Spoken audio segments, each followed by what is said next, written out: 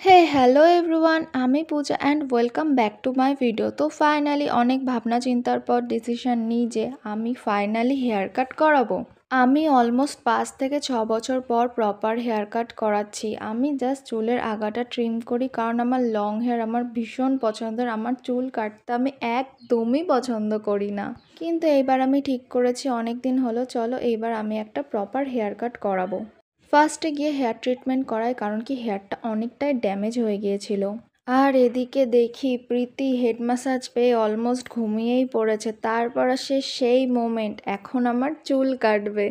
আর এখন আমার চুল কাটছিল, সত্যি কথা বলতে আমায় ভালো লাগবে খারাপ লাগবে সেটা পরের কথা, এখন আমার ভীষণ মন খারাপ করছিল। আমার একটা সেকশানে চুল কাটছিল আর পুরো আমার বুকে এসে লাগছিল, এরকম ফিল হচ্ছিল আমার।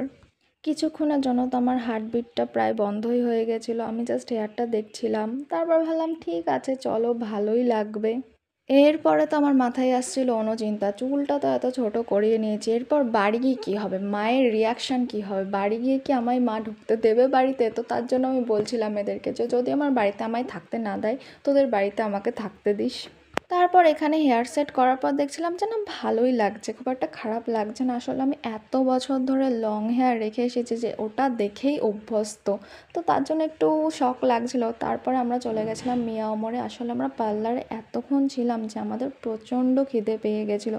এখানে বলতে গেলে মোটামুটি আমাদের স্ন্যাক্স তারপর পেস্ট্রি সবই ভালো লাগে। তো এখানে আমরা চুজ করছিলাম কি কি নেব, আমরা যা যা নেব সেটা চুজ করে আমরা প্যাক করে নিয়ে চলে আসি। এখানে প্রীতি পেমেন্ট করছিল, আমি বলছিলাম দেখ তোর পিন সব আমি দেখে নিচ্ছি।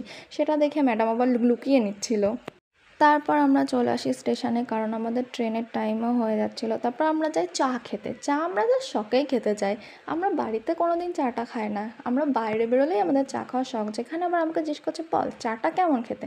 প্রথমে আমি ভালো বলার চেষ্টা করছিলাম, কিন্তু তারপর দেখি না অতটাও ভালো না, ঠিকঠাক খাওয়া যায়। তারপর আমরা যেগুলো এনেছিলাম সেগুলো মিয়ামোর থেকে পার্সেল করে সেগুলোই খাচ্ছিলাম। এটাও আমাকে জিজ্ঞেস করছে যে কেমন খেতে।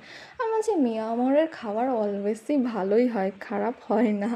তো আমরা এই করতে করতে ট্রেনে করে সোজা বাড়ি চলে আসলাম। তো আজকের ভিডিওটা এইটুকু, বাই।